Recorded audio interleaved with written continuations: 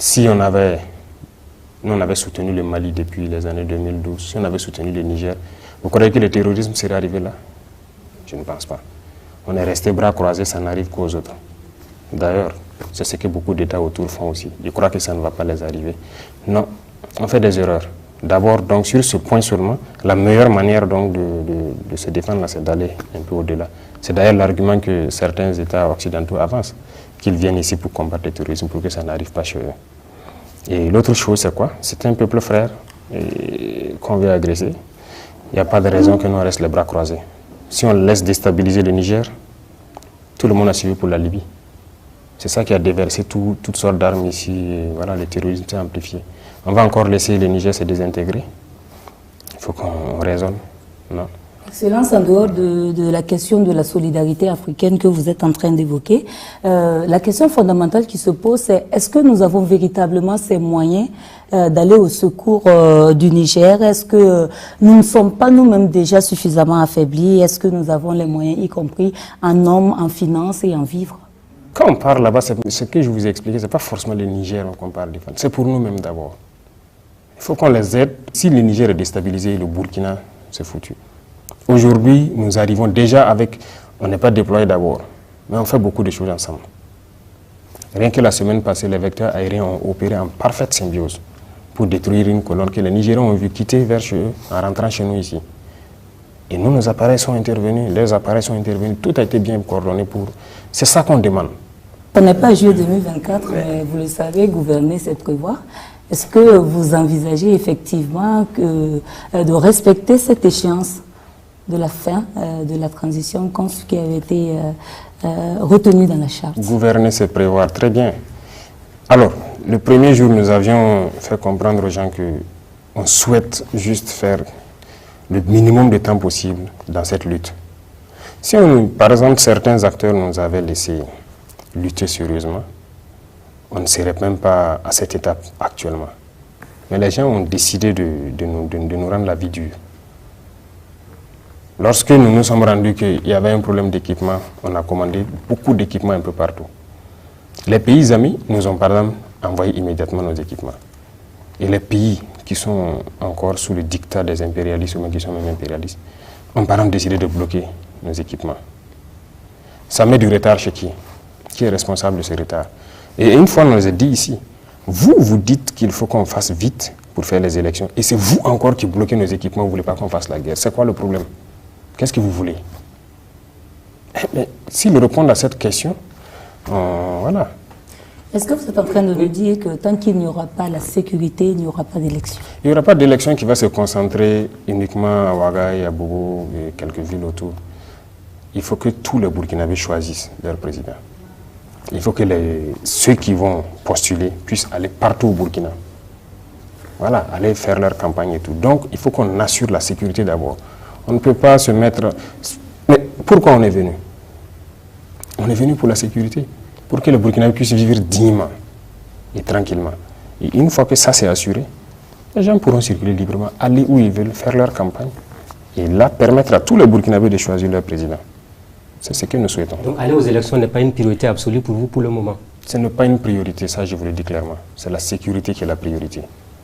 Pour vous dire clair, lorsque nous avons décidé de nous séparer de certains partenaires, il y a des officiers qui ont carrément écrit, les fiches sont là. D'autres sont venus nous voir, on ne va pas tenir un mois. Tant que en fait, ils sont pessimistes, ils ne croient même pas en eux. Donc ces gens vont véhiculer des messages. Voilà, en ville et tout, il y a problème de cohésion, on n'est pas d'accord avec ça. Non, on tient. Madame, Monsieur, bonsoir. Merci de nous suivre depuis la présidence où le chef de l'État se prête une fois de plus à l'exercice de l'entretien télévisé. Un an d'accession au pouvoir, plusieurs chantiers entamés, d'autres poursuivis, des changements dans la configuration diplomatique des relations et ce qui retient encore plus l'attention des Burkinabés, le volet sécuritaire et l'espoir, Monsieur le Président, que votre arrivée au pouvoir a suscité. Nous évoquerons autant de sujets et bien d'autres. Bonsoir, Monsieur le Président. Bonsoir.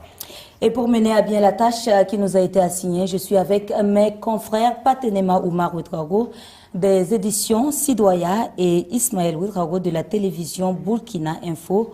Bonsoir, chers confrères. Bonsoir, Ruth. Bonsoir, Monsieur le Président. Bonsoir. Bonsoir Ruth, bonsoir Monsieur le Président. Excellence, cela fait une année que vous êtes dans le fauteuil présidentiel. Jeune capitaine de 35 ans qui ne s'était pas tracé un destin politique. Et depuis votre arrivée, à l'image des récents événements que nous avons connus, chaque jour pratiquement a été jalonné par des questions d'État. Excellence, comment est-ce que vous vous sentez aujourd'hui et comment est-ce que vous vivez tout ceci? Depuis le premier jour, nous avons dit que nous avons été révoltés par des faits, ce qui a conduit donc à entreprendre ces actions. Le peuple a bien voulu, depuis ce jour, nous confier donc la destinée de cette nation, chose que nous assumons pleinement. Certes, ce n'était pas l'objectif, comme vous l'avez signifié, mais la mission est sacrée, on nous l'a confiée et nous avons juré de mener à bien cette mission. Donc, on se sent de plus en plus réconforté tant que le peuple est avec nous et cette mission, on va la mener à bien. Les derniers événements, Monsieur le Président, c'était les 26 et 27 septembre, avec notamment ce qui s'est passé au Burkina Faso. Vous avez fait un tweet en disant « Je rassure de ma détermination à conduire la transition à bon port, en dépit de l'adversité des différentes manœuvres. » Alors, comment vous vivez ces événements, ces multiples rebondissements contre votre pouvoir? Il faut d'abord signifier que, comme je dis, l'itinéraire emprunté est difficile. Nous avons une lutte à mener contre l'impérialisme. Et l'impérialisme, ce n'est pas uniquement ceux qui sont à l'extérieur, c'est surtout les valeurs locaux sur place. Ce sont des choses que nous vivons depuis le premier jour. Mais bon, on s'était dit que c'est logique. Lorsque nous nous sommes révoltés, 2 mois, 3 mois, certains peuvent ne pas être contents. Jusqu'à 6 mois, on observait. Mais à un moment donné, il faut que les gens arrêtent. Ça continue, on a mis en garde plusieurs fois. Et ben, on ne peut pas concevoir qu'un an après que le peuple ait choisi son itinéraire, que nous sommes dans une nouvelle configuration, que des gens s'opposent à cela. C'est-à-dire que c'est la tolérance zéro désormais contre toute personne qui s'aventurerait à déstabiliser votre pouvoir? Ne dites pas notre pouvoir, je dirais toute personne qui voudrait, c'est-à-dire se mettre en travers de la marche de ce peuple-là. Il n'y aura pas de sentiment. Ça, c'est terminé. Nous avons assez sensibilisé, nous avons assez parlé aux gens. Et voilà. Ce n'est pas comme si on ne les connaît pas, nous les connaissons. Certains sont venus ici, nous les avons dit, on vous flatte. L'impérialisme n'a pas d'amis. Peut-être que certains se sentent obligés parce qu'ils ont peut-être des serments qu'ils ont prêtés avec les impérialistes et il les faut aller au bout. C'est fini. C'est fini. Monsieur le Président, des sous-officiers, des officiers aujourd'hui, est-ce que toutes ces arrestations ne montrent pas qu'il y a un malaise au sein de notre armée au Burkina Faso? Pas de malaise. Ce sont des individus manipulés. Voilà. Il n'y a pas de malaise. Les hommes se battent au front. Il n'y a aucun malaise. Et si vous regardez ceux qui sont dans ces situations-là, ce n'est pas forcément des gens venus du front. Donc des Burkinabés se battent. On ne peut pas concevoir que d'autres qui sont à l'arrière, ils se permettent de rentrer dans certains projets. Et en fait, il faut reconnaître que les impérialistes, ils sont très malins.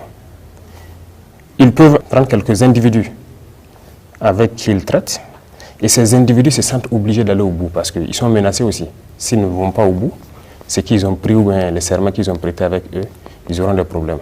Mais ils vont embarquer d'autres personnes dedans. C'est peut-être que les gens soient intelligents. Mais voilà, il n'y a pas de problème majeur. Tout le monde ne sera pas d'accord, mais ça fait partie. Excellence, l'un des gros sujets d'intérêt pour la population, c'est bien la question sécuritaire, la sécurité et la défense. Une année après, le Burkina qui continue d'essuyer de lourdes attaques, comme on l'a vu à Conakry il y a quelques semaines.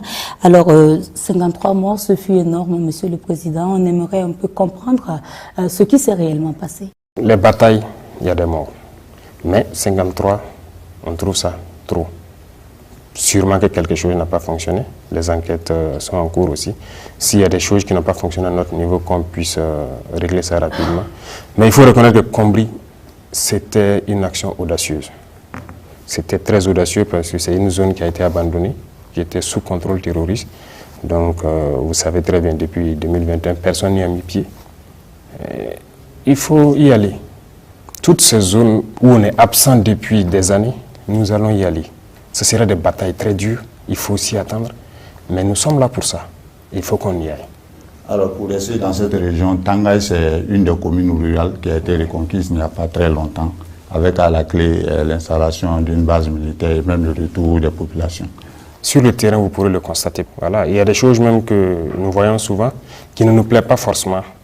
Parce qu'il arrive que certains communiquent, on a reconquis tel village, les gens ont rejoint. Peut-être que d'autres personnes contestent ça, notamment sur vos plateaux télé. Mais ça constitue des victoires pour vous. C'est symbolique en termes de victoire pour vous, naturellement. Je suis d'accord, oui. Mais vous voyez ce qui se passe lorsqu'il y a ce débat-là. D'autres disent oui, c'est reconquis, d'autres disent non.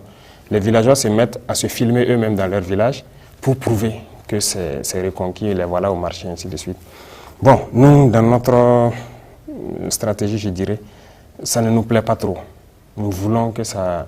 Ceux qui veulent le constater, ils peuvent aller sur le terrain. Il y a des zones aujourd'hui, vous partez, vous circulez. Donc c'est mieux que les gens aillent constater.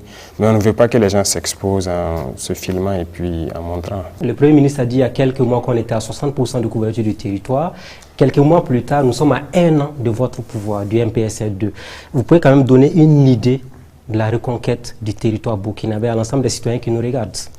Il n'y a pas cette partie du Burkina où nous ne pouvons pas mettre pied. Les populations de Djibo, de Dori qui nous regardent diront, nous sommes sous blocus, il faut des convois pour venir vers nous. Oui, même si demain nous sommes à 100%, on fera peut-être des escortes, on va protéger nos itinéraires. Parce que c'est une guérilla, c'est une guerre. 2, 3, 4 individus sortent, et voilà, commettent des dégâts sur quelques camions et puis ils disparaissent. Et voilà, donc on va toujours protéger nos itinéraires, on va toujours escorter nos commerçants et tous ceux qui se déplacent. Alors l'une des plaintes, c'est le temps que ça met. Je prends l'exemple de la ville de Nouna qui a été ravitaillée rien que le mardi, mais là on a mis pratiquement 1 mois pour ravitailler cette localité-là. Bon, peut-être le délai est dû peut-être aux conditions du terrain. Avec la saison, peut-être c'est pas facile. Et la planification des missions, donc dans ces situation-là, ce n'est pas aussi simple. Mais ce sont des choses qu'on va rattraper. Alors, Excellence, une année après votre arrivée au pouvoir, est-ce que, au regard de la configuration des choses dans la lutte antiterroriste, vous êtes toujours dans la pensée que les armes seules suffisent à vaincre le phénomène? Nous ne sommes pas dans les armes seules. Nous sommes dans la communication aussi, n'est-ce pas?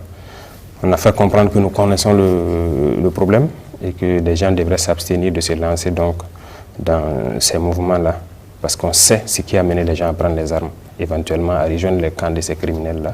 Ça, c'est de la communication. On a assez communiqué pour les dire, de se soustraire de cette lutte-là, parce que nous savons ce qui a amené ça. Voilà, on a sensibilisé beaucoup, ça fait une partie. Les armes, ça fait bien sûr partie, et il y a le développement aussi. Donc nous avons lancé les deux volets en même temps. On crée de l'emploi, on crée des opportunités. C'est ça l'objectif. Est-ce que les Burkinabés qui ont pris des armes contre leur pays, vous êtes prêts à faire des démarches, même si elles sont souterraines, parce que le retour de la paix n'a pas de prix? Démarches souterraines, je ne sais pas. Des négociations éventuellement ou des dialogues avec certains Burkinabés? On ne les connaît pas. Qui les connaît? On ne les connaît que lorsqu'ils apparaissent avec les armes et voilà. Donc, on ne sait pas avec qui on va dialoguer. C'est pour ça justement qu'on parle sur les antennes, pour que chacun puisse comprendre que ce n'est pas la bonne formule et qu'ils doivent arrêter. Mais si les gens ne déposent pas les armes, voilà, on passe par la manière des armes aussi. Alors, il y a environ 5 mois, vous disiez que la guerre était au stade de l'introduction. Alors, à ce jour, la guerre est à quel niveau? Je dirais qu'on est toujours à l'introduction, parce que l'équipement qui doit venir, ça commence un peu. On n'est même pas à 10% d'abord.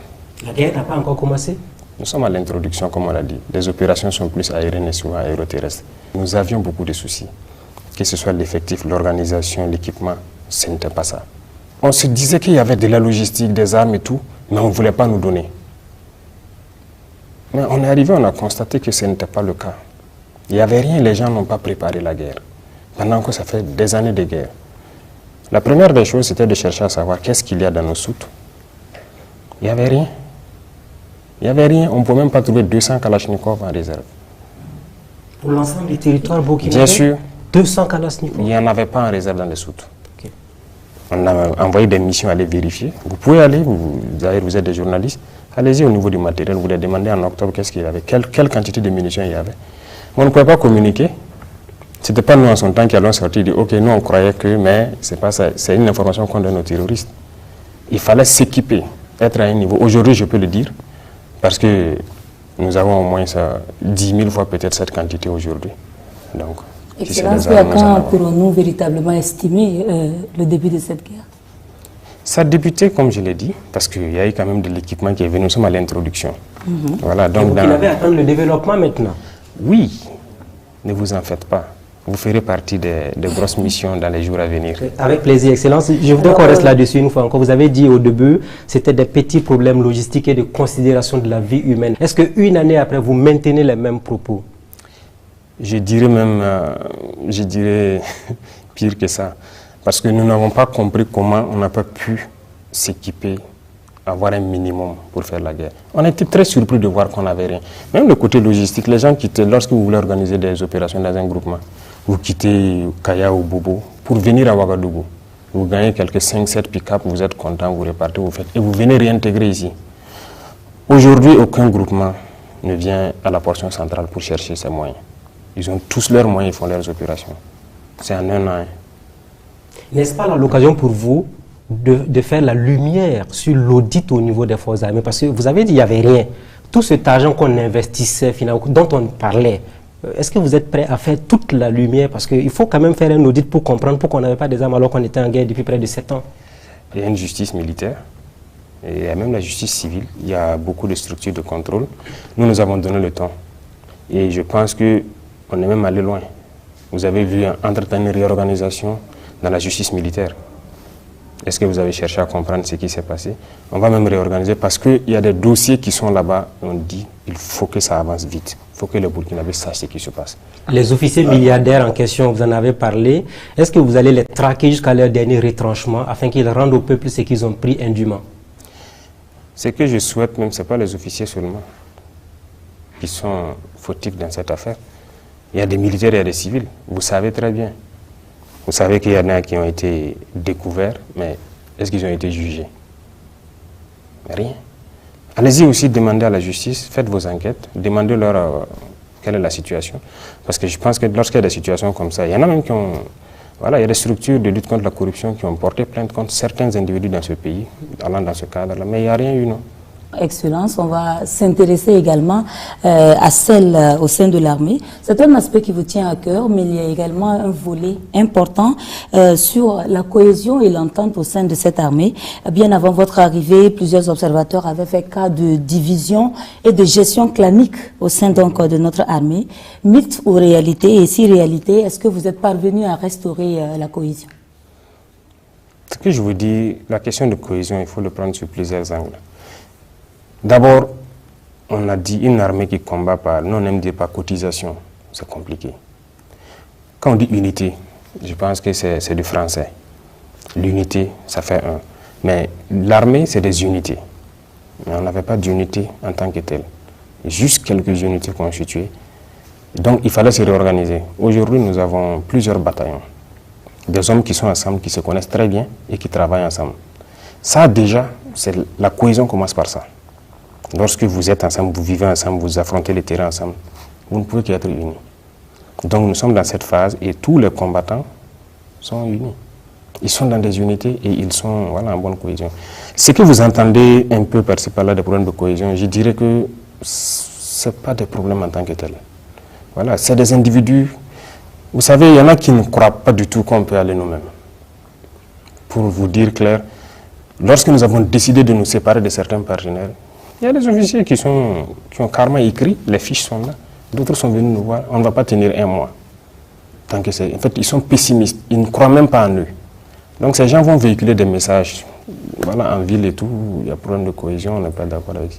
Non, on tient. Quel avenir pour la gendarmerie nationale? Comme vous êtes là, vous pouvez le dire publiquement devant les citoyens, elle va exister, il n'y aura pas de projet éventuellement au niveau de la gendarmerie? Qu'est-ce que la gendarmerie a fait de mal? S'il y a des individus à la gendarmerie qui font du mal au peuple, ils vont répondre. Voilà. Si demain c'est toute la gendarmerie, je ne peux pas vous dire aujourd'hui, mais pour l'instant, c'est quelques individus à l'intérieur de la gendarmerie qui sont manipulés. Donc vous le rassurez, la gendarmerie ne sera pas dissoute comme le disent certaines langues. Qui vous a dit ça? Beaucoup de choses se disent. C'est une guerre de communication, c'est une guerre psychologique. Donc, vous savez, les gens sont très intelligents dans le mauvais sens. Voilà, c'est des fuites en avant. Ils s'imaginent ce qu'on va faire si jamais, si jamais, si jamais. Voilà, donc je dirais aux gens de ne pas s'intéresser à ces propos-là. Voilà, on sait ce qui se passe. C'est des gens qui sont intelligents, mais dans le faux montage. Les détachements militaires burkinabés, on en parle, Excellence, parce qu'il y a eu il y a eu des attaques. On a des victoires aussi, c'est la guerre avec des défaites aussi. Quel est le point des détachements militaires actuellement au Burkina Faso? Le point, c'est-à-dire au niveau du maillage du territoire. Oui, les détachements ont toujours existé, mais le maillage, je ne parlerai pas des détachements, c'est le nouveau redécoupage. Nous avons redécoupé en 6 groupements et nous avons souhaité que les groupements soient autonomes, ce que nous essayons de faire en moyens logistiques, armes, munitions, tout. C'est pourquoi je vous disais tout à l'heure, aujourd'hui un groupement pour faire ces opérations n'a pas forcément besoin de venir à l'arrière pour demander quoi que ce soit. Ils ont tout le nécessaire à leur niveau, ils sont autonomes carrément. Sur le côté financier, ils sont vraiment autonomes. Voilà, donc c'est ça le plus important et chaque groupement gère les détachements. Ils peuvent déplacer certains détachements ou créer d'autres. C'est eux qui repositionnent pour savoir en fonction des couloirs d'infiltration et tout, où est-ce qu'ils vont se positionner. Excellent. Je vais vous poser une question sur les soldats. Est-ce que vous avez prévu d'améliorer leurs conditions opérationnelles sur le terrain, que ce soit sur le plan matériel, mais sur le plan financier également? Sans vous mentir, moi j'ai un rêve pour le soldat. Et je vais vous dire clairement, ce sont des gens qui se sacrifient pour cette patrie-là. C'est ce qu'on a essayé de faire pour les VDP, améliorer un peu. Vous savez que le soldat aujourd'hui, sa solde indiciaire, ce n'est pas ça. Nous tous, nous sommes soldats. Hein. Et à la retraite, il y a des soucis. Ce sont des choses. On veut faire la guerre, récupérer nos terres et exploiter nos ressources. Et je pense que quand l'économie se portera mieux, on va revoir la condition du soldat. Il faut qu'il vive bien et qu'à sa retraite, il puisse vivre dignement. Voilà, même les questions de logement et tout, on y réfléchit, on a déjà beaucoup de plans. Et pour ce qui concerne également les VDP? Nous avons déjà fait un petit effort. Je pense que les VDP n'étaient pas payés à ce coût-là. Vous étiez à 20 000, vous êtes passé à 60 000 aujourd'hui. Voilà, c'est largement au-delà du SMIC. Et on compte aller plus loin. Voilà, mais je dis, tout dépend de la situation économique du pays. Plus on reconquiert et qu'on arrive à entretenir l'économie, voilà pourquoi je dis les deux vont ensemble. On va améliorer leurs conditions. Les VDP, ce sont des gens, c'est des civils comme vous, qui ont quelques jours de formation, mais ils acceptent d'aller se sacrifier. Mais est-ce que vous avez prévu d'améliorer au moins, parce que les familles des VDP aussi commencent à donner de la voix sur cette question-là? Oui, c'est des réflexions qui sont en cours, même les 10 millions de soldats, c'est des réflexions qui sont en cours. Vous voulez augmenter ça maintenant pour les familles? Pas question d'augmenter, il faut réfléchir à l'emploi. J'ai vu des reportages où les familles se font la bagarre pour ça. Et c'est pas intéressant et on connaît aussi beaucoup de familles de soldats tombés qui peinent à pouvoir rentrer parce qu'il y a des conflits. Ça, ce n'est pas intéressant. Il faut qu'on réfléchisse à une formule pour que ça puisse bénéficier à la famille du soldat. Et on va réfléchir à la même formule pour les familles des VDP. Une formule juste qui ne va pas heurter les sensibilités africaines parce qu'il ne faut pas que l'argent soit objet de division. Excellence, l'opinion s'intéresse également à la coordination du travail sur le terrain entre FDS et VDP parce que de plus en plus, on a le sentiment que les VDP tombent beaucoup plus au front. Et l'opinion aimerait savoir comment est-ce que tout ceci est organisé. Il y a une bonne collaboration. Pour la plupart du temps, tout se passe très bien. Ils évoluent ensemble. Voilà. C'est quelques localités où il n'y a pas de... C'est rare qu'il y ait des localités où il n'y a pas de FDS. Soit il y a la police, il y a la gendarmerie, il y a des localités où il y a l'armée. Donc ils sont encadrés sur la plupart des opérations. Mais ce n'est pas une statistique à faire comme ça, parce qu'ils sont peut-être plus nombreux que l'armée. Plus nombreux que l'armée. On a plus de VDP que de militaires. Vous croyez qu'on a combien de soldats? Quel était l'effectif de l'armée avant que nous on arrive? Allez-y chercher. Si cette année seulement on a fait un recrutement de quoi? 11 000 soldats. C'est totalement une armée. C'est parce qu'on avait un problème d'effectif. Alors, est-ce que vous êtes arrivé d'entendre que les VDP ou les FDS refusent d'aller au front? Refuser d'aller? Oui. Jusque-là, on n'en a pas vu le cas.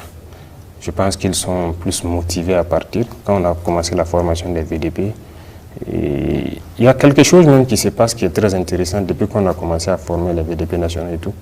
Il y a des militaires même qui veulent évoluer aux côtés des VDP, qui veulent aller avec eux. Et il y a beaucoup de bataillons mixtes qui sont en constitution actuellement. Ils s'entraînent.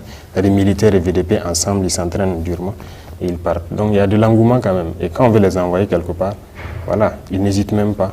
Actuellement, tous ces VDP qu'on a recrutés, formés, vous savez qu'au début, on se disait qu'ils n'allaient pas supporter le gilet et tout ça là. Bon, quelqu'un qui n'est pas habitué, qui n'est pas, voilà, ça peut faire bizarre. Mais ils ont demandé à avoir les gilets casques. Certains croyaient qu'on n'allait pas avoir pour tout le monde parce qu'on a vu la polémique se monter. Tous ont des gilets, des casques, des trucs de protection, tous. Et ça les motive en fait, tout ça à se lancer. On a des jeunes qui dorment à la place de la nation, qui ont même lancé des messages au capitaine Traoré pour dire « Nous, on veut défendre notre pays, la pluie, le vent nous trouve là-bas ». Vous êtes au courant de ces jeunes-là? Qu'est-ce que vous avez prévu pour eux? Oui, je crois qu'entre-temps, on m'a rendu compte, je ne sais plus, il y a 1 mois de cela ou 2 mois, qu'il y a des jeunes justement qui dormaient donc, à la place de la nation pour défendre. L'instruction a été donnée donc de les prendre et on m'a rassuré, soit ils ont fini leur formation, ou ils sont toujours en formation. On les a récupérés, mais bon, on avait dit aux gens de patienter parce qu'on allait lancer encore. Voilà. Mais je ne sais pas s'il y a toujours de l'affluence. Voilà. Mais il faut reconnaître que les Burkinabés sont engagés pour défendre leur terre. C'est ça le plus important. C'est cet éveil-là qu'on cherchait. Les gens ont compris et on rend grâce à Dieu. Et aujourd'hui, que peut-on faire comme point du recrutement et de la formation des contingents? Oui, je vous disais que cette année seule, quand on prend l'armée des terres, on est à 11 000 qu'on a recrutés. La plupart sont en MCO. Ce qu'on dit MCO, c'est les phases avant l'engagement. Ils font une mise en condition opérationnelle, c'est-à-dire un entraînement particulier intensif. Donc, quand ceux-là vont s'engager, voilà, on pourra passer au développement. Côté gendarmerie, il y a eu des gendarmes auxiliaires qu'on a décidé de recruter. La première vague a fini 1400, il y a au moins 1500 encore, donc ils étaient 3000 en tout. Côté eaux forêt aussi, vous avez dû remarquer, il y a un recrutement spécial de 4000 qu'on a lancé. Même au niveau des policiers, je pense que vous avez vu leur réorganisation. Voilà, on a regroupé en Goumi. Voilà, c'est ce qu'on appelle le groupement mobile d'intervention, qui sont déployés un peu partout, à qui je rends hommage d'ailleurs au passage, qui sont engagés, fortement engagés, parce qu'avant ils n'avaient pas peut-être un certain type d'équipement qu'on refusait de les donner. Actuellement, ils ont tout. Donc voilà, on recrute et on réorganise et on avance. L'Assemblée nationale a donné son quitus pour l'envoi d'un contingent au Niger. Alors est-ce que cela ne contribue pas à disperser les forces au niveau du Burkina? Non. Je pense que le débat s'est tenu là-bas et les arguments ont été assez suffisants. Lorsque vous devez défendre le périmètre de cette table, vous ne restez pas normalement sur la table pour défendre. Vous partez au-delà. Si nous, on avait soutenu le Mali depuis les années 2012, si on avait soutenu le Niger, vous croyez que le terrorisme serait arrivé là? Je ne pense pas. On est resté bras croisés, ça n'arrive qu'aux autres. D'ailleurs, c'est ce que beaucoup d'États autour font aussi. Je crois que ça ne va pas les arriver. Non, on fait des erreurs. D'abord, donc sur ce point seulement, la meilleure manière donc de se défendre, c'est d'aller un peu au-delà. C'est d'ailleurs l'argument que certains États occidentaux avancent, qu'ils viennent ici pour combattre le terrorisme, pour que ça n'arrive pas chez eux. Et l'autre chose, c'est quoi? C'est un peuple frère qu'on veut agresser. Il n'y a pas de raison que nous restent les bras croisés. Si on laisse déstabiliser le Niger, tout le monde a suivi pour la Libye. C'est ça qui a déversé toutes sortes d'armes ici. Et voilà, le terrorisme s'est amplifié. On va encore laisser le Niger se désintégrer. Il faut qu'on raisonne. Non. Excellence, en dehors de la question de la solidarité africaine que vous êtes en train d'évoquer, la question fondamentale qui se pose, c'est est-ce que nous avons véritablement ces moyens d'aller au secours du Niger? Est-ce que nous ne sommes pas nous-mêmes déjà suffisamment affaiblis? Est-ce que nous avons les moyens, y compris en hommes, en finances et en vivres? Quand on parle là-bas, ce que je vous ai expliqué, ce n'est pas forcément le Niger qu'on parle de. C'est pour nous-mêmes d'abord. Il faut qu'on les aide. Si le Niger est déstabilisé, le Burkina, c'est foutu.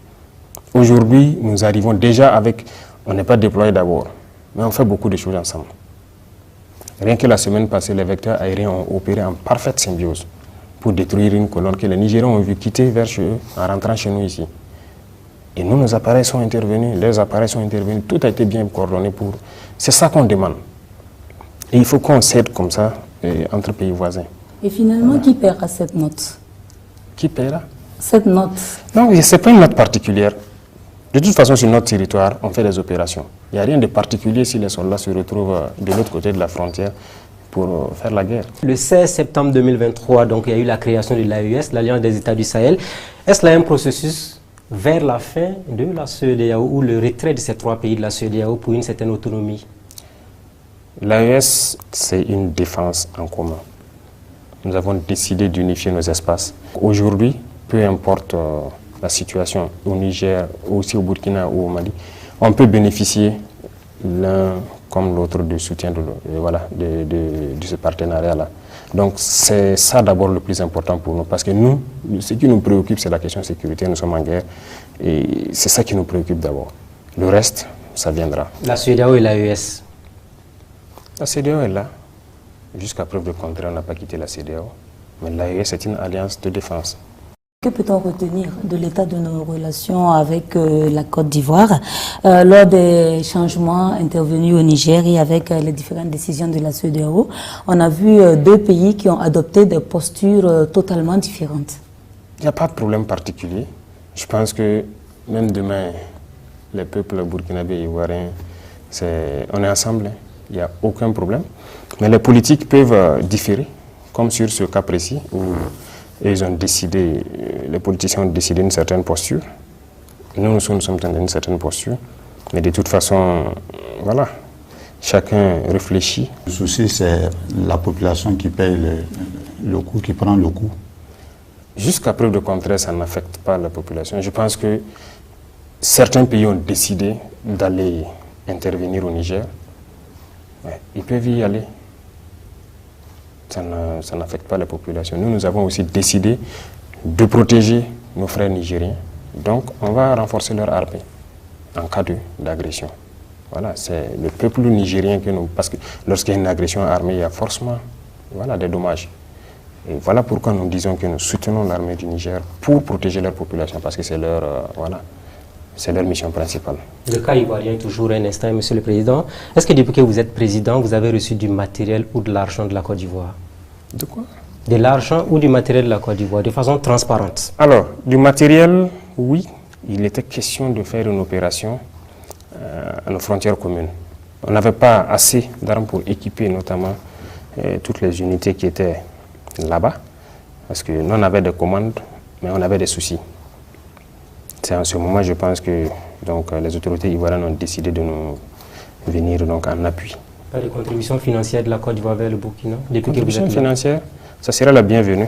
Je pense qu'on a un fonds de soutien patriotique. On parle de relations de coopération avec un pays. Si demain... Est-ce que vous pouvez nous dire qu'il n'y a pas de nuage entre les autorités burkinabées et celles de la Côte d'Ivoire de façon pragmatique? Nous avons vu certaines sorties et nous essayons nous-mêmes de comprendre.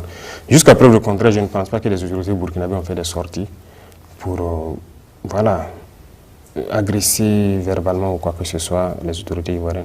Mais nous avons vu par contre des sorties d'autorités ivoiriennes. On a vu les sorties du président de l'Assemblée, on a vu beaucoup d'autres choses qui malheureusement ont parlé du Burkina négativement, mais nous n'avons pas répondu.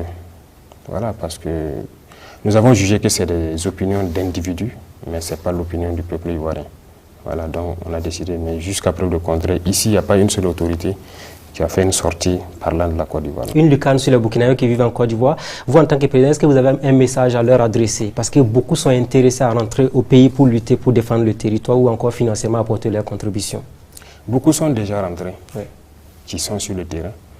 Et, comme vous dites, financièrement, beaucoup ont contribué. Beaucoup continuent d'envoyer leur contribution à travers le fonds. Et il n'y a pas longtemps, les opérateurs ivoiriens sont venus ici même, ils ont fait un congrès, ils ont contribué. Donc vraiment, on les remercie, on les encourage à toujours... C'est de la Côte d'Ivoire seulement? Non, beaucoup de la diaspora. Ça, il faut le reconnaître. C'est ce que j'ai dit, nous avons beaucoup apprécié le réveil. Le réveil, l'éveil de conscience et tout. Les gens aiment leur pays, ils aiment leur patrie, et peu importe où ils sont, ils pensent toujours au pays.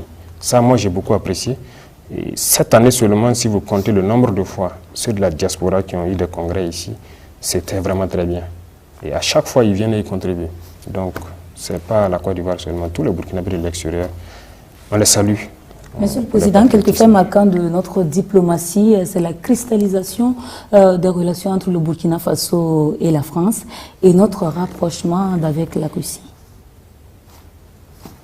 Est-ce que nous sommes en train de travailler véritablement à être autonomes, ou est-ce que nous sommes en train de travailler à nous faire encore chapeauter par un autre maître, entre guillemets? Un autre maître, c'est trop dit. Je ne pense pas que dans l'histoire de la Russie, par exemple, la Russie n'a jamais colonisé un pays ici. Vous êtes d'accord avec moi? Vous connaissez un seul pays en Afrique ici que la Russie a colonisé? Ou partout ailleurs? Donc, il ne faut pas comparer d'abord les deux. Les vérités d'hier peuvent toujours être celles d'aujourd'hui. Pas évident, mais c'est pour vous dire que nous avons suivi l'évolution de notre pays avec un partenariat. Aujourd'hui, nous sommes dans la guerre, nous avons aussi suivi. On a jugé que ce n'est pas sincère. On arrête. Pourquoi depuis 1960 jusqu'à aujourd'hui, soi-disant indépendance, vous savez bien qu'il y a beaucoup de mots. Ça ne va pas. On produit beaucoup, on a toutes les richesses, mais pourquoi ça ne va pas? Il y a quelque chose qui ne marche pas. Nos matières premières sont exportées. À les transformer, on revient nous vendre encore avec... donc on exporte en quelque sorte nos emplois et toute notre richesse. Sur le plan économique, rien ne va. Sur le plan de défense, on a vu avec la guerre, rien ne va. Pourquoi il faut continuer? On change de partenariat. Qu'est-ce qui garantit que la Russie sera mieux que la France à l'avenir? Les Russes suivent très bien ce qui se passe en Afrique. Et c'est parce qu'ils sont aussi anti-impérialistes que nos esprits, je peux dire nos idées convergent. Voilà. Déjà, quand vous prenez nos équipements ici, la plupart de nos équipements sont russes. La plupart. Ils acceptent de nous vendre tout. Et vous avez vu un équipement, je dirais français peut-être ici? Il n'y en a pas beaucoup. Quelques-uns. Aujourd'hui, dans cette guerre, comme on le dit, cette année, nous avons fait l'expérience. On refuse de nous vendre, par exemple, beaucoup d'États impérialistes refusent de nous vendre ce qu'ils disent, ce qui est létal. Des canons qui se montent sur avion, on refuse de nous vendre.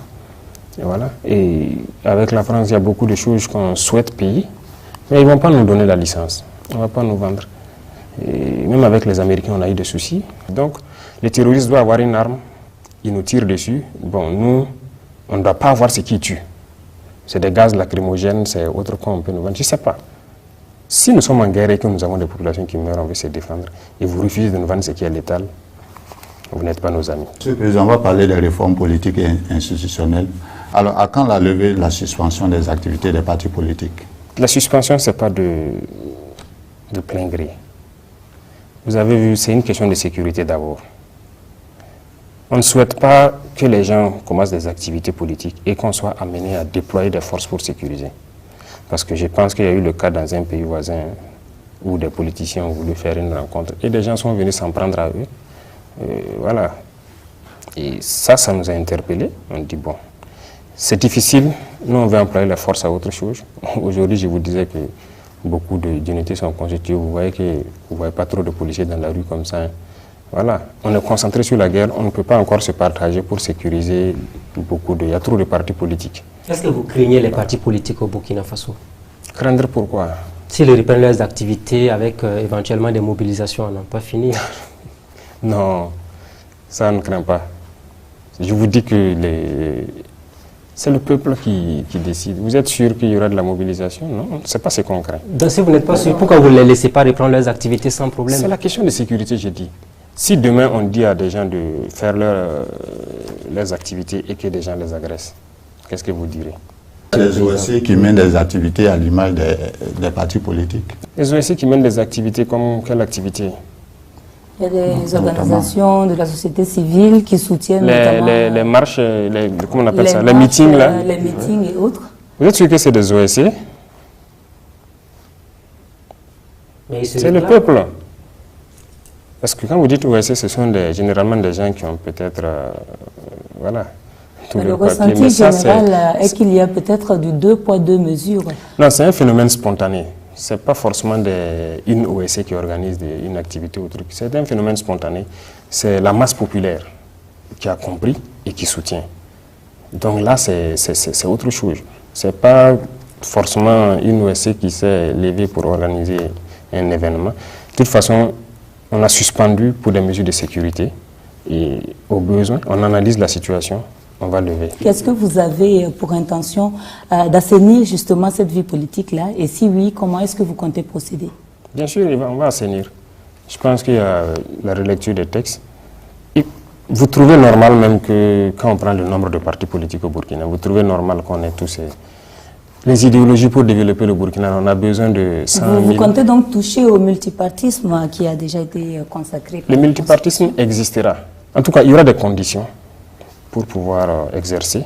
Et ceux qui rempliront les conditions exercent. Monsieur le Président, il y a des gens qui manifestent tout le temps, qui vous soutiennent. Et s'il y a des gens qui veulent organiser des marches de contestation de votre pouvoir, est-ce que vous allez le laisser faire? Ce n'est pas mon pouvoir, c'est le pouvoir du peuple. C'est vous qui êtes le président. Oui, mais c'est le pouvoir du peuple. C'est le peuple qui a décidé que nous soyons là. Ça, il faut que vous le compreniez. Et si une autre partie du peuple dit on va manifester contre le pouvoir actuel, est-ce que vous êtes prêt à les accepter? À les accepter, ils peuvent manifester. Il n'y a pas de problème. Ils peuvent manifester. D'ailleurs, ceux qui veulent aller au complot, là, c'est une forme de manifestation, non? Voilà, ils peuvent manifester. Ils sont libres. Est-ce que, justement, vous pensez à la question de l'organisation prochaine des élections? Notre pari tient toujours. C'est le rendez-vous de juillet 2024? On n'est pas encore arrivé, donc nous, on espère qu'à la sortie de la saison pluvieuse, là, on puisse avancer sérieusement dans la lutte. Et voilà, s'il plaît à Dieu. Excellence, ce n'est pas juillet 2024, mais vous le savez, gouverner, c'est prévoir. Est-ce que vous envisagez effectivement de respecter cette échéance de la fin de la transition comme ce qui avait été retenu dans la charte? Gouverner, c'est prévoir, très bien. Alors, le premier jour, nous avions fait comprendre aux gens qu'on souhaite juste faire le minimum de temps possible dans cette lutte. Si, par exemple, certains acteurs nous avaient laissé lutter sérieusement, on ne serait même pas à cette étape actuellement. Mais les gens ont décidé de nous rendre la vie dure. Lorsque nous nous sommes rendus qu'il y avait un problème d'équipement, on a commandé beaucoup d'équipements un peu partout. Les pays amis nous ont par exemple envoyé immédiatement nos équipements. Et les pays qui sont encore sous le dictat des impérialistes, ou qui sont même impérialistes, ont par exemple décidé de bloquer nos équipements. Ça met du retard chez qui? Qui est responsable de ce retard? Et une fois, on nous a dit ici, vous dites qu'il faut qu'on fasse vite pour faire les élections, et c'est vous encore qui bloquez nos équipements, vous ne voulez pas qu'on fasse la guerre. C'est quoi le problème? Qu'est-ce que vous voulez? S'ils répondent à cette question, voilà. Est-ce que vous êtes en train de nous dire que tant qu'il n'y aura pas la sécurité, il n'y aura pas d'élection? Il n'y aura pas d'élection qui va se concentrer uniquement à Ouagaï, à Bobo et quelques villes autour. Il faut que tous les Burkinabés choisissent leur président. Il faut que ceux qui vont postuler puissent aller partout au Burkina. Voilà, aller faire leur campagne et tout. Donc, il faut qu'on assure la sécurité d'abord. On ne peut pas se mettre... Mais pourquoi on est venu? On est venu pour la sécurité, pour que les Burkinabés puissent vivre dignement et tranquillement. Et une fois que ça c'est assuré, les gens pourront circuler librement, aller où ils veulent, faire leur campagne. Et là, permettre à tous les Burkinabés de choisir leur président. C'est ce que nous souhaitons. Donc aller aux élections n'est pas une priorité absolue pour vous pour le moment? Ce n'est pas une priorité, ça je vous le dis clairement. C'est la sécurité qui est la priorité. On parle de réforme politique au Burkina Faso, nouvelle constitution, entre autres, référendum. Est-ce que vous y pensez actuellement?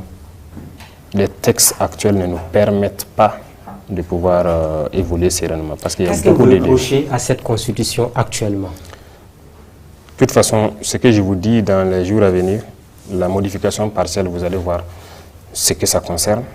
Et on va toucher à un volet. Nous sommes en Afrique. Oui.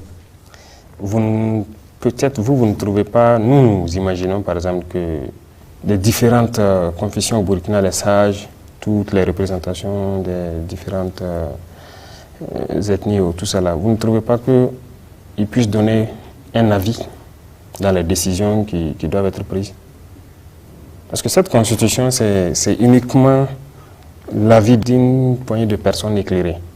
Mais la masse populaire là, ils ne comprennent pas forcément ce qui se passe.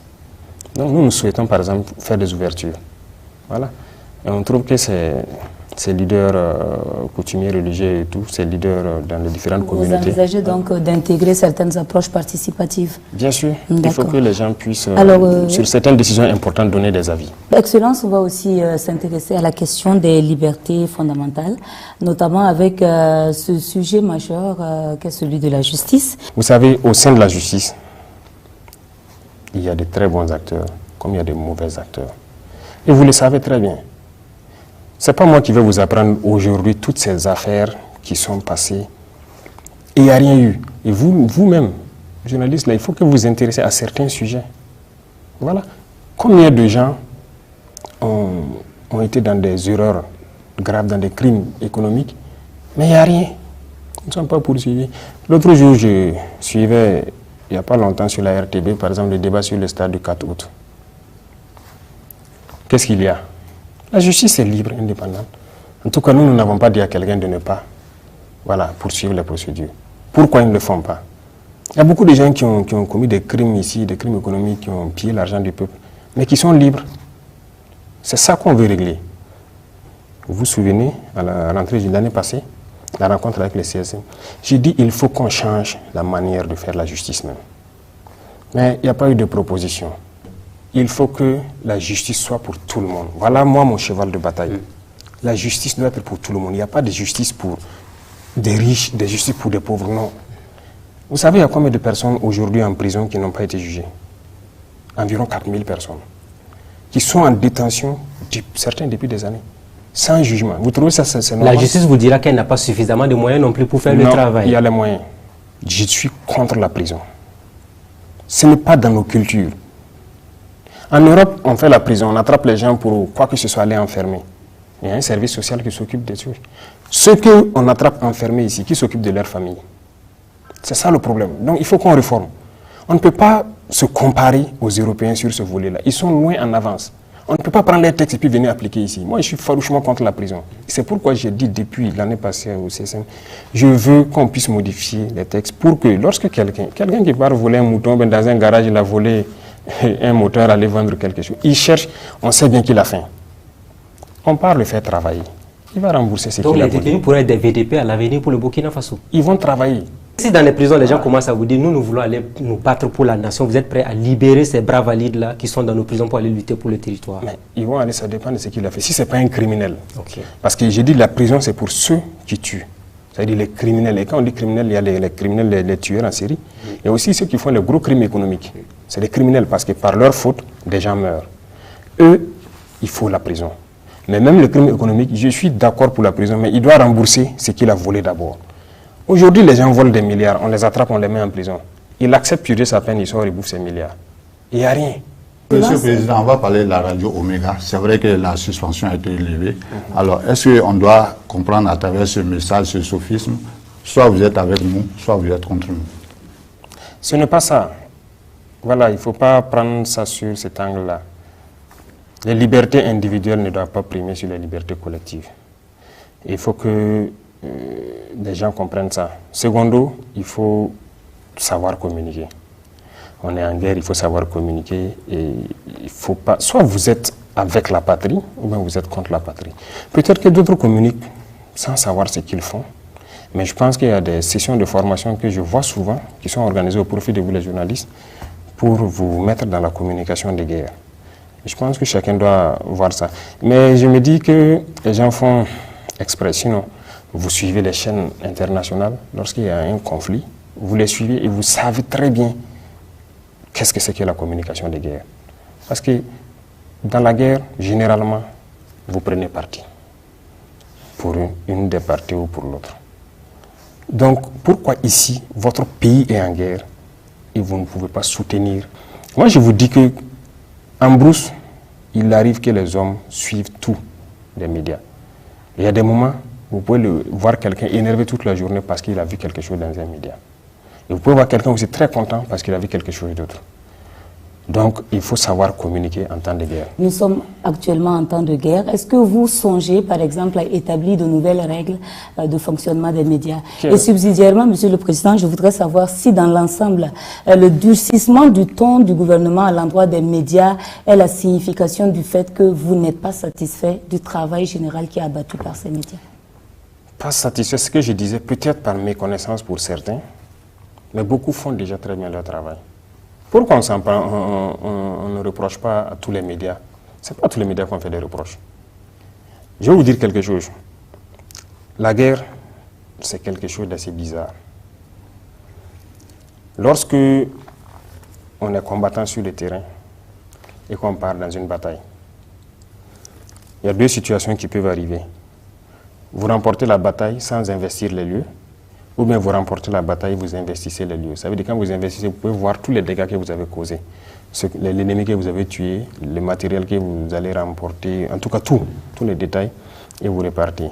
Lorsque vous gagnez une bataille et que vous avez tous les détails, c'est de l'extase. Vous êtes très content. Et ça vous motive à aller demain, à repartir à l'offensive. Ça, c'est très important. Ok, l'ennemi, ce sont des combattants. Ils réagissent de la même façon. Aujourd'hui, il est très difficile pour eux de venir mener des batailles contre nous et investir les lieux. La plupart du temps, dès qu'ils viennent, ils tirent, ils ramassent leur corps et ils fuient parce qu'ils ne veulent pas rester que les vecteurs aériens viennent les trouver sur place. Ça veut dire qu'ils ne savent pas très souvent qu'est-ce qu'ils ont causé comme dégâts. Lorsqu'on donne à l'ennemi ces informations, ok, vous êtes venu aujourd'hui, vous avez fait tant de dégâts, ça l'encourage à revenir et à reprendre. Et vous savez bien que même ceux-là qui ont créé la liberté d'expression dans leur guerre, il y a des moments où on ne communique pas sur certaines choses. Mais il faut reconnaître aussi que quand même les médias ont beaucoup aidé à améliorer les conditions des soldats sur le terrain. Parce que si ça ne se savait pas, beaucoup de choses, vous êtes président aujourd'hui, peut-être qu'il y a des choses qui se passent sur le terrain dont vous n'avez pas connaissance, et les médias peuvent être là pour critiquer, pour que ça puisse changer dans le bon sens. On préfère que si vous avez une information qui concerne les soldats sur le terrain, que vous puissiez écrire et venir. Venir à quel niveau? La direction du protocole est là. Oui. Vous prenez contact. Votre porte est ouverte à tout le monde, sans problème. À tout le monde. Il y a beaucoup de... Moi, j'ai reçu des journalistes ici, même de Omega. La porte est ouverte. Tant qu'on a le temps, on a la capacité. C'est pas qu'on est contre quelqu'un ou quelque chose, non. Tant qu'on a le temps, on reçoit tout le monde. Si on n'a pas le temps, on vous dit de déposer vos propositions au niveau de la direction. Voilà. Il y a certains à qui on a dit d'écrire leurs propositions et puis venir déposer. S'il y a des choses qui ne vont pas vous... En quoi est-ce que vous partez dire c'est quoi l'objectif? Non. Donc, si les gens ne savent pas, s'il y a des propositions concrètes et ou bien il y a des constatations sur le terrain qui concernent la vie des soldats, il ne faut pas exposer ça à l'ennemi. Venez, vous écrivez, vous venez. S'il y a le temps, même on vous reçoit en même temps. Vous exposez la situation et on vérifie. Donc, vous n'avez aucun problème avec les médias burkinabés? Aucun. Excellence, il y a aussi la réquisition. C'est un nouveau mot qui est rentré dans le quotidien des Burkinabés, tant il est perçu comme une épée de Damoclès qui plane au-dessus de la tête des citoyens. Alors, certains estiment que donc la réquisition est désormais brandie comme une arme de dissuasion. De toute façon, c'est réglementaire, non? La mobilisation générale, la mise en garde, c'est réglementaire. C'est ça? C'est vous qui dites c'est l'état de droit. C'est l'état de droit, c'est réglementaire. Lorsqu'on est en guerre, on peut prendre certaines dispositions. On peut réquisitionner tout le monde. Récemment, on a une anesthésiste réanimateur qu'on a pris, on l'a vu en tenue avec une arme. Est-ce que c'est son rôle d'aller faire la guerre à la place des militaires, par exemple? Parmi les VDP, je vais vous dire qu'il y a des gens, chefs de projet, en tout cas des entrepreneurs, des gens très bien posés. Ça, ce sont des volontaires. J'arrive, qui se battent. Leur rôle premier, ce n'était pas ça. Mais ils ont vu la nation en péril. Ils ont décidé de s'engager. Ça, c'est du patriotisme. Ceux qui n'ont pas ce courage de le faire, encouragez donc ceux qui se battent d'une certaine façon. Est-ce que vous parlez de médecins anesthésistes? C'est son travail de critiquer, voilà. Ce qu'il fait là, est-ce que c'est son travail de médecin? Mais c'est un citoyen burkinabé. C'est même pas critiquer, c'est souvent des injures, des débordements. C'est son travail. Vous savez, on respecte tout le monde. Il faut respecter aussi les gens. Est-ce que c'est une punition? Voilà. Non, ce n'est pas une punition. Il ira là-bas prouver ce qu'on aurait dû faire. Voilà, il va contribuer. Et puis, les médecins militaires, il y en a. Hein. Ou bien, qui dit qu'il ne peut pas servir là-bas? Voilà pourquoi on tient à ce qu'il soit même entraîné au maniement un peu des armes avant de partir. Donc, sinon, tout le monde peut s'attendre du jour au lendemain à être réquisitionné pour aller au front. S'il le faut, tout le monde ira. On va parler d'économie, relance, création d'emplois et engagement patriotique. Et pour venir à bout de leaders terroristes, Excellence, vous l'avez dit, il faut de l'argent pour développer le pays aussi. Vous avez donc initié un fonds de soutien patriotique. À ce jour, est-ce que vous êtes satisfait de l'engagement des citoyens? Oui, je suis satisfait, il faut le dire, et c'est à saluer. Les Burkinabés ont accepté de consentir d'énormes sacrifices. Et d'ailleurs, c'est ce que On passe le message souvent aux soldats lorsqu'on passe dans certaines garnisons. Le peuple a accepté de se saigner. Le peuple a accepté. Il y a des taxes qu'on a imposées, il y a voilà, un certain nombre de choses qu'on a dû faire pour pouvoir financer notre gain. Pour les citoyens burkinabés, même s'ils ne parlent pas, la vie chère est là. Les Burkinabés ont accepté volontairement de contribuer. Quand on est parti d'abord sur le fonds de soutien patriotique, au début on avait dit qu'on allait retenir 1%. C'est ça, non? Il y a des gens qui ont dit que non, ça ne peut pas se faire parce que les fonctionnaires souffrent déjà beaucoup trop, ainsi de suite. On a dit il n'y a pas de problème, c'est volontaire. Dans le volontariat, là, vous savez combien de fonctionnaires sont venus souscrire? D'autres même demandent à ce qu'on prenne plus que 1%. Nous on dit, on rend grâce à Dieu. Et tout ce qu'on a fait, en termes de taxes et autres, les Burkinabés ont accepté. Parce qu'ils ont compris que personne ne viendra financer cette guerre. D'ailleurs, même avec tout ce qu'on récolte, voilà qu'on veut payer, c'est certain, ils bloquent notre argent. Mais il faut qu'on sauve le pays. Et les gens ont compris ça, c'est à saluer. Et nous, on ne peut que remercier ce peuple-là pour avoir compris le sens de notre combat, pour avoir compris l'idéologie que nous développons. Vous allez avoir de nouvelles taxes encore? Est-ce qu'il faut s'attendre à de nouvelles taxes encore au Burkina Faso? Ou bien on s'arrête là pour le moment parce que ça commence à peser un peu sur le panier ménagère. Depuis que les dernières taxes, je ne pense pas qu'il y ait de nouvelles taxes encore. Hein. On observe. Je pense qu'actuellement, on acquiert beaucoup de choses grâce à ce fonds-là. Donc, ça suffit. Si on veut passer à une autre étape, on tiendra à informer le peuple. On ne va pas faire quelque chose d'assez contraignant sans informer le peuple. Donc, pour l'instant, en tout cas, ça arrive à nous soulager. C'est ce que je vous disais. Aujourd'hui, il n'y a pas 7 personnes. Je vais vous dire, les combattants là, tout le monde est conscient que ça a changé sur le volet logistique en un laps de temps.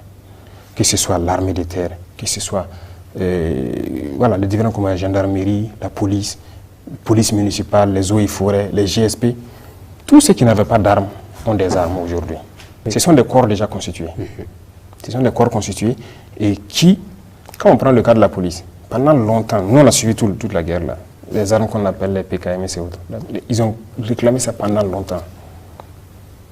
On n'a pas donné. Nous, on a décidé, par exemple, de les doter. On les a dit de se constituer en unité, on va les doter. On les a dotés plus que ça. Mais ils sont sur le terrain, ils le prouvent. On a eu raison. Ça crée de la sécurité dans plusieurs zones qu'ils ont occupées et qu'ils sécurisent. Les eaux et forêts, ils étaient aussi dans leur forêt. On a été interpellés plusieurs fois depuis certains mois, d'autres étaient à 7, à 14, ils ont dit qu'ils ont 2 Kalachnikovs.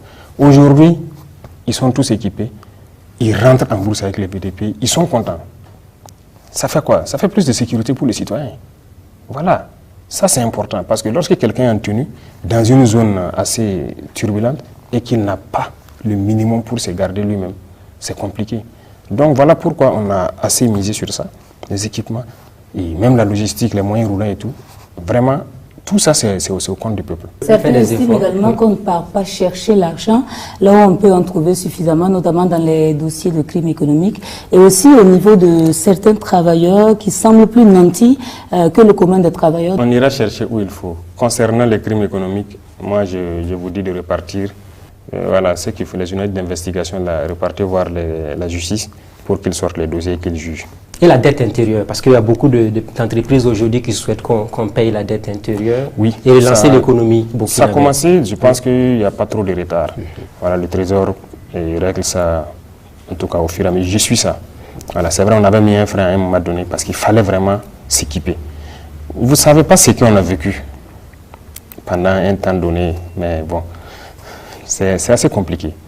Quand vous recrutez par exemple, on a lancé pour les VDP, on fait rentrer 5000 VDP et vous vérifiez pour voir si on peut les équiper tous. Et vous vous rendez compte qu'il n'y a rien. Qu'est-ce que vous faites? On va les former, les laisser sortir, on va les tuer. Parce que s'ils repartent chez eux, on va les tuer. Il fallait les équiper en urgence. Donc ça fait qu'on a dû bloquer un peu certaines factures au niveau des entreprises pour payer de l'équipement en attendant de mettre en place le fonds. Le fonds est mis en place maintenant, ça fonctionne. Donc je pense que les entreprises, en tout cas beaucoup, sont en train d'être soulagées. Oui, mais certaines entreprises demandent à ce qu'elles soient exonérées de certaines taxes compte tenu de la situation. Exonérées? Non. D'abord, même les taxes que nous on a instituées, la plupart, quand ce soit la boisson ou autre, la téléphonie, ce n'est pas les entreprises, hein. C'est les citoyens qui payent. Pour l'instant, on n'a pas toucher une entreprise proprement dite. C'est les citoyens qui payent. Lorsqu'on a augmenté le prix de la boisson, c'est augmenté chez vous aussi, non? Bien sûr. Vous avez mis également en place l'actionnariat populaire en appelant à l'engagement de tous. Et récemment, vous étiez à Bobo pour la pose de la première pierre d'une usine de transformation de la tomate. Peut-on en déduire que l'initiative se porte bien? Oui. Une fois de plus encore, moi je dis, on rend grâce à Dieu que les gens aient compris l'esprit qui est derrière cette idéologie-là. Les dévanciers ont parlé beaucoup de ça, d'autres ont voulu initier, mais c'est un système qui a été combattu. Pourtant, c'est un système qui marche. Nous, ça nous fait mal de voir aujourd'hui. Vous êtes déjà allé sur un site d'orpaillage, voir dans quelles conditions les jeunes Burkinabés travaillent. Le courage qu'ils ont de faire ça. Par exemple, on veut semi-mécaniser ça un peu, pour qu'au moins, ils puissent soustraire le maximum de leur labeur et que ça puisse aller de façon un peu plus mécanique. Ça fait partie des missions de l'APEC. Tout ce qu'on produit ici, vous êtes d'accord que on produit tous ces... Quand on prend les produits de première nécessité, l'huile, le lait, comment je vais dire, même ces pâtes de tomates qu'on a. Vous trouvez normal que nous, on cultive l'arachide, le soja, le sésame, tout ça, nos noix de karité, tout exporté, et ensuite payer encore l'huile de l'extérieur? Est-ce que c'est normal? Vous trouvez normal qu'on laisse nos producteurs produire la tomate, que des gens viennent d'ailleurs, la caisse qu'ils pouvaient vendre à 30 000 ou combien? On paye à 1000 francs, on part, on transforme en pâte, on revient nous vendre. Non, ça va, on a réfléchi, on a pensé. Il faut qu'on ait beaucoup d'entreprises de ce genre-là, pour la transformation, pour la mécanisation, pour en tout cas beaucoup de choses. Comment financer? On a pensé à ce modèle. Et le peuple finance. Est-ce que vous avez des garanties que cet argent va bien être utilisé pour éviter éventuellement que les gens souscrivent et que l'argent se retrouve éventuellement détourné? Je suis ça de près. Voilà, ce qui a mené d'ailleurs à pouvoir poser la première pierre et commencer la construction de la première usine. Et ça continue. Donc celui qui va voler 5 francs d'un Burkinabé dans cette affaire, il sera face à vous. C'est ça que j'appelle un crime. Oui. Voilà, ça ce n'est pas tolérable. Et je pense que ceux qui sont au niveau de l'APEC le savent. On a fait d'ailleurs une visite là-bas dernièrement. On ne peut pas s'amuser. Et d'ailleurs, les citoyens suivent ça aussi. Tous ceux qui souscrivent, voilà, ils suivent. Il y a des plateformes, si ce n'est pas déjà prêt, où les gens pourront suivre les souscriptions et l'évolution. Et ça évolue très bien. Et depuis un temps donné, on est très satisfait. Ça, vraiment, on remercie beaucoup le peuple qui a compris, que ce soit de l'intérieur, surtout de la diaspora aussi, parce qu'il y a carrément un bureau qui s'occupe de la diaspora. Et ça se porte très bien. La production agricole va mobiliser 3000 militaires et des PDI. Alors pour la production de 190 000 tonnes de céréales et de légumes. Alors le problème est que ça s'inscrit dans une période bien définie, 2023-2024, alors qu'il y a jusqu'à plus de 2 millions de Burkinabés qui sont frappés par l'insécurité alimentaire. Alors quel est votre commentaire? Oui, l'initiative est lancée et ça se porte très bien. On a pu faire le point. Je pense que même ils ont dit qu'ils vont faire un point encore au peuple de ces jours-ci. Ça se porte très bien. C'est d'ailleurs au-delà de nos attentes en termes de superficie qu'on voulait emblaver et tout. Et voilà, les militaires et VDP y participent. Voilà, c'est l'autosuffisance alimentaire qui est en ligne de mire. Ça, c'est l'objectif. Il faut qu'on y arrive et c'est possible. Pendant combien de temps éventuellement dans vos prévisions? Alors, il a dit tout de suite que l'initiative c'est 2023-2024.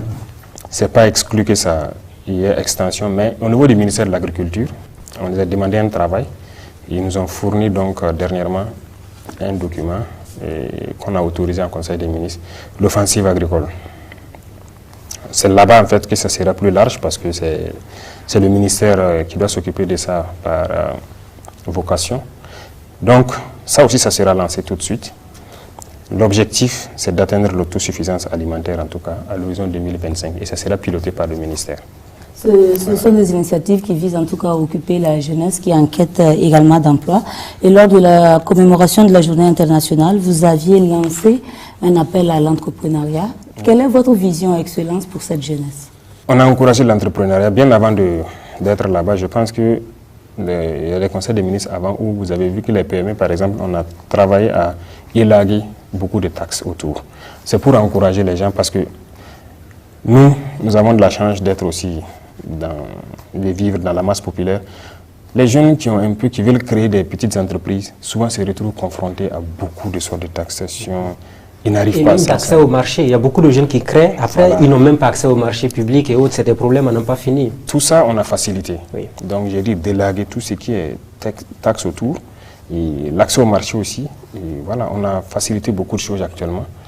Et on continuera de le faire. C'est pour encourager les jeunes à entreprendre et pouvoir les accompagner. Et d'ailleurs, dernièrement, c'est ce qui a amené à rencontrer donc les banquiers là, où on les a demandé, on attend toujours, qu'ils nous fassent des propositions. Même s'il faut que l'État puisse trouver des garanties pour que les jeunes puissent avoir les prêts à des taux vraiment acceptables dans les institutions financières pour se lancer. Il le faut. Sinon, si on ne va rien changer... Certains jeunes aussi ont eu à prendre des prêts, ils n'ont jamais remboursé. Il y en a qui ont pris des prêts pour faire autre chose. Est-ce que vous allez vous doter de toutes les garanties pour éviter également ces mêmes erreurs de par le passé qui ont été commises? C'est vrai, c'est réel. Il y en a qui ont pris...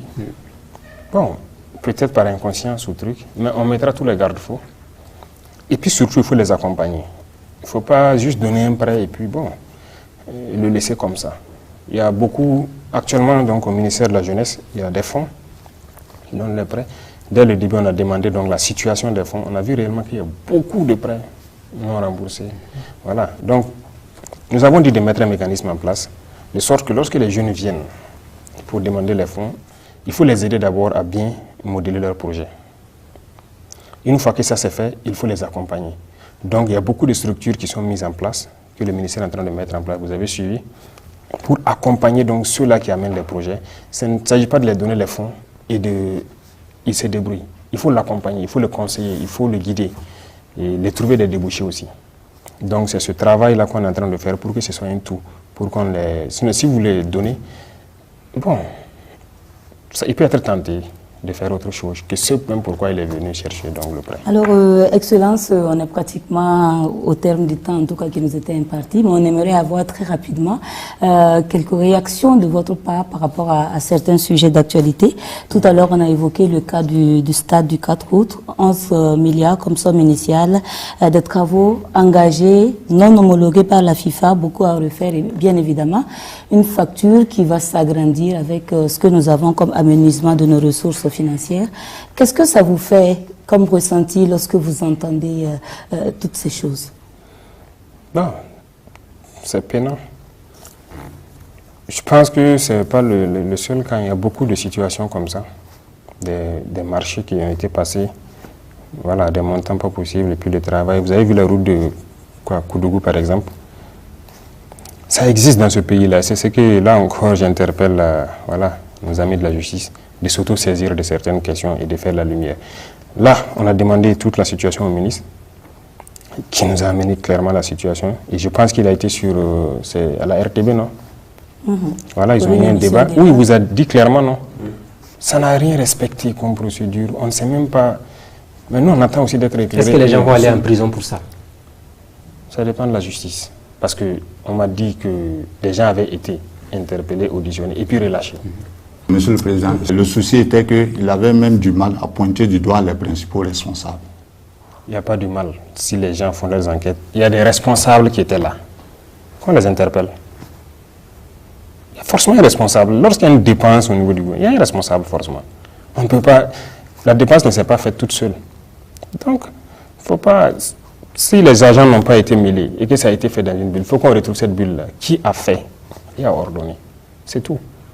Donc moi, j'invite les gens à aller jusqu'au bout, qu'ils continuent les enquêtes et qu'ils disent la vérité au peuple. Qui a fauté, qui a dilapidé de l'argent parce que la CAF n'était pas au courant.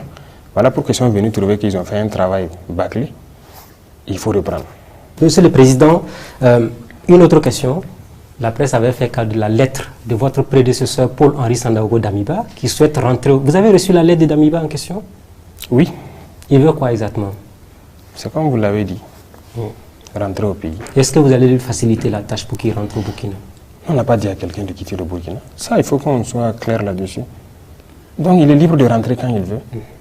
Mais on n'a pas de garantie. Des garanties? Quelle garantie? C'est un citoyen. Donc, il rentre au pays quand il veut. Certains étaient partis avec lui, ont compris après, ils sont revenus. Mais lui aussi, il peut revenir quand il veut. Une année après votre arrivée au pouvoir, est-ce que on peut espérer à ce que vous fassiez, vous procédiez à la mise en place d'un gouvernement d'union nationale? Parce qu'on voit que, en tout cas, il y a certains caciques ou certaines compétences, certaines anciennes compétences qui ont été mises à l'écart jusque-là. Est-ce qu'on peut espérer que vous élargissiez en tout cas votre choix en matière d'hommes pour vous accompagner dans la gestion de ce pouvoir? Il y a beaucoup de compétences au Burkina. Nous, on les découvre au fur et à mesure. Donc, il n'y a pas une compétence unique, il y a beaucoup de compétences. Donc, je ne pense pas qu'on doit être figé sur certains individus. Si on doit prendre en compte toutes les compétences, peut-être que chaque semaine, on va changer de gouvernement. Mais un an après, est-ce que vous vous dites c'est bon que j'essaie de revoir mon équipe? Ce n'est pas une histoire de un an. À tout moment, c'est combien de mois après on a fait le premier remaniement? À tout moment, on a des objectifs qu'on donne. Si ce n'est pas atteint. L'autre question, Monsieur le Président, est-ce que vous pensez à l'après-présidence du Faso? Vous avez dit au début que vous n'aimez pas le pouvoir parce que c'est des problèmes. Un an après, est-ce que vous dites que cette affaire-là finisse vite pour que moi je reparte dans ma vie militaire sans angoisse, sans contrainte? C'est comme vous l'avez dit, en venant ici, nous, on n'est pas venu dans cet objectif. Mais à présent, le peuple nous a confié une mission. Et nous avons juré de ne pas trahir le peuple. Et nous accomplissons notre mission. Ce qui va venir après, ça ne nous regarde pas. Parce que si vous pensez à votre avenir, vous ne pouvez pas gouverner nos États là. Ça, je peux vous assurer.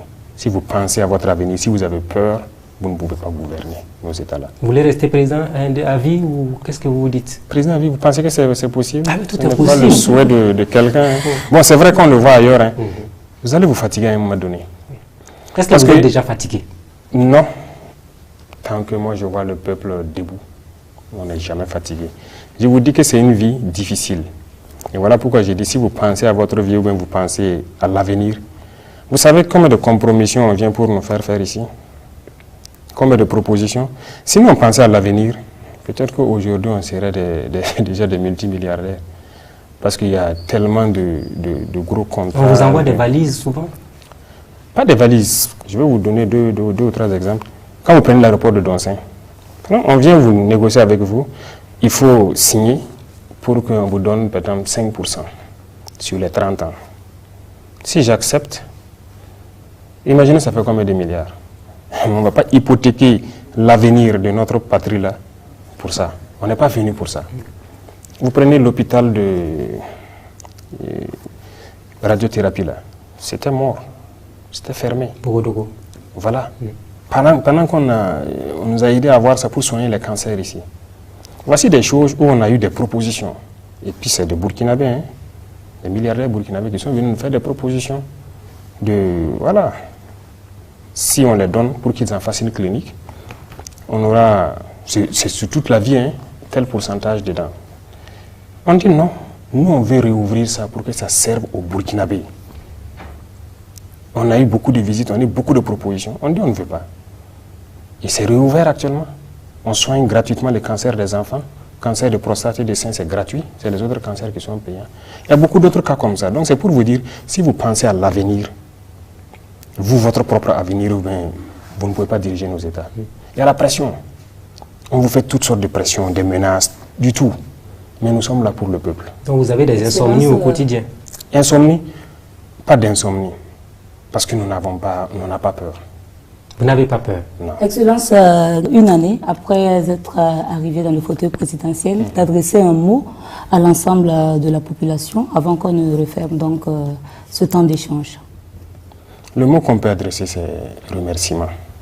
Remerciement pour la confiance placée en nous et remerciement pour la confiance placée à l'idéologie que nous sommes en train de développer. Remerciement pour leur esprit panafricain, parce qu'il faut reconnaître que le peuple, si nous sommes dans un esprit de révolution panafricaine et que le peuple soutient, ils sont dans le même esprit.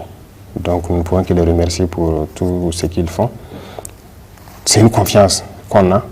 Sinon, on n'aurait pas lancé l'APEC et puis avoir des souscriptions. On n'allait pas lancer des fonds de soutien et avoir des souscriptions. Le peuple a eu confiance en nous. On peut les rassurer que nous n'allons jamais briser cette confiance. Et on ne peut que les remercier et les demander de rester en veille et surtout de rester à l'écoute des vraies informations qui puissent provenir donc, voilà, de nous. Et parce qu'il y a souvent trop de fausses rumeurs qui peuvent amener les peuples à commettre l'irréparable très souvent. Et donc, ce qu'on peut donner comme conseil, c'est de faire attention aussi à ces réseaux sociaux et qu'on continue à se faire confiance. Lorsqu'il y a une information qui est là, on pourra le leur donner clairement et qu'on puisse avancer sereinement dans la construction de notre patrie là, voilà, avec tout le monde.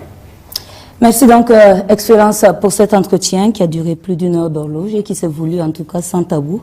Nous espérons que les Burkinabés y ont trouvé réponse à leurs préoccupations. Merci à mes confrères Patenema Ouetraogo des éditions Sidoya et Ismaël Ouetraogo de Burkina Info. Madame, Monsieur, merci de nous avoir suivis et à très bientôt.